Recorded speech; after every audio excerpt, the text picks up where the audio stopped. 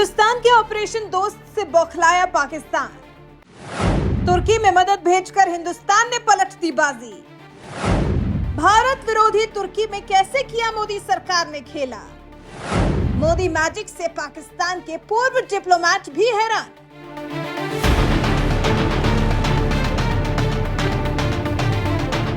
नमस्कार, मैं नियाज खान और आप देख रहे हैं एनएमएफ न्यूज। देश के प्रधानमंत्री नरेंद्र मोदी के लिए राजनीति के रास्ते कभी आसान नहीं रहे, क्योंकि गुजरात का मुख्यमंत्री बनते ही साल 2002 में गुजरात दंगे की आग में झुलस गया, जिसमें सैकड़ों लोग मारे गए।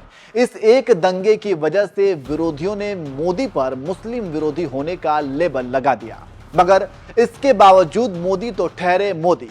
तमाम आरोपों को दरकिनार करते हुए वे आगे बढ़ते रहे और आज हिंदुस्तान की सत्ता संभाल रहे हैं। मगर इससे भी बड़ी बात तो यह है कि जिन मोदी को मुस्लिम विरोधी बताया जाता था, उन्हीं मोदी के राज में मुस्लिम देशों से हिंदुस्तान के रिश्ते बेहतर होते जा रहे हैं। और ये बात पड़ोसी मुल्क पाकिस्तान के हुसैन हक्कानी भी मानते हैं, जिन्हें कभी अमेरिका में पाकिस्तान का राजदूत बनाया गया था।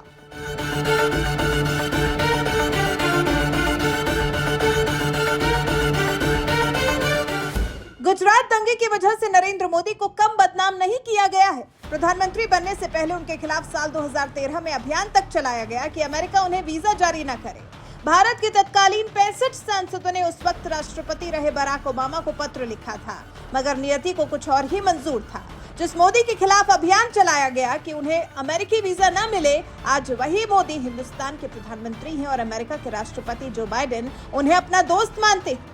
इतना ही नहीं, साल 2014 से सत्ता संभाल रहे मोदी राज में महज अमेरिका, रूस, फ्रांस जैसे ताकतवर देशों के साथ ही भारत के रिश्ते मजबूत नहीं हुए, बल्कि सऊदी अरब, ईरान, बांग्लादेश, अफगानिस्तान, इजिप्ट जैसे मुस्लिम देशों के साथ भी हिंदुस्तान के रिश्ते मजबूत हुए हैं। और अब जिस तरह से विनाशकारी भूकंप से जूझ रहे मुस्लिम देश तुर्की को मोदी सरकार ताबड़तोड़ मदद भेज रही है, उसे सिर्फ मदद तक ही सीमित नहीं माना जाना चाहिए। कूटनीतिक लिहाज से भी मोदी सरकार का ये एक बड़ा कदम है, जिसके दम पर पीएम मोदी एक और मुस्लिम देश तुर्की को भी हिंदुस्तान के करीब लाना चाहते हैं। और ये बात अब तो अमेरिका में पाकिस्तान के राजदूत रह चुके हुसैन हक्कानी भी मानने लगे हैं। उन्होंने द डिप्लोमेट में भारत और तुर्की से जुड़े पहलुओं पर लिखा है, बहुध्रुवीय दुनिया में भारत एक वैश्विक शक्ति बनने की तमन्ना के साथ आगे बढ़ रहा है। तुर्की और सीरिया में भारत की ओर से बड़े पैमाने पर राहत सामग्री का आना उसकी महत्वाकांक्षा को दिखाता है। भारत अब आपदा की स्थिति में मदद अपने पड़ोसियों से आगे भी पहुंचाने के लिए तत्पर दिख रहा है। तुर्की में भारत ने जो हालिया मदद भेजी है, उनमें एक पूरा फील्ड हॉस्पिटल और मेडिकल टीम के साथ मशीन, दवाई के अलावा हॉस्पिटल बेड भी है, जो केवल मानवीय मदद नहीं बल्कि रणनीतिक मदद भी है। भारत के इस रुख से पूरे मध्य पूर्व में एक मजबूत छवि बनेगी।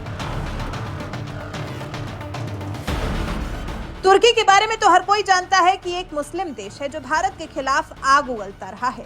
कश्मीर से अनुच्छेद 370 हटाए जाने के बाद पाकिस्तान ने तो अंतर्राष्ट्रीय मंचों पर रोना धोना मचाया ही था, तुर्की ने भी उसका पूरा साथ दिया था और यूनाइटेड नेशंस जैसे अंतर्राष्ट्रीय मंच पर कश्मीर मुद्दा उठाकर मोदी सरकार को घेरने का काम किया था।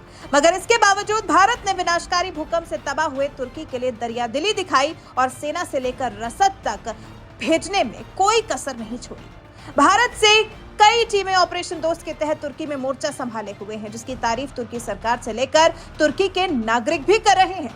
इतना ही नहीं, भारत ने तुर्की मदद भेजने के लिए ऑपरेशन दोस्त नाम भी यूं ही नहीं रखा है।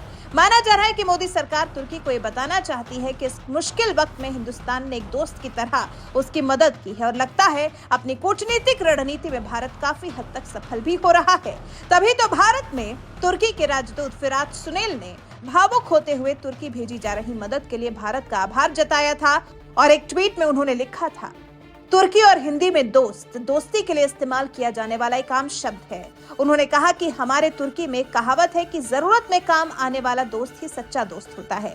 तुर्की के राजदूत के इस शब्द से आप समझ सकते हैं कि भारत अपने कूटनीतिक मिशन में भी कुछ हद तक कामयाब हो रहा है, जिससे माना जा रहा है कि तुर्की भी भारत के खिलाफ अपने सख्त तेवर में नरमी दिखा सकता है। शायद यही वजह है कि पाकिस्तान के पूर्व डिप्लोमेट हुसैन हक्कानी भी मानते हैं कि भारत के इस रुख से पूरे मध्य पूर्व में उसकी एक मजबूत छवि बनेगी। बहरहाल, इस मामले में आपका क्या कुछ कहना है? क्या इस मदद के बाद भारत के खिलाफ तुर्की के तेवर में नरमी देखने को मिलेगी? अपनी राय हमें कमेंट कर जरूर बताएं।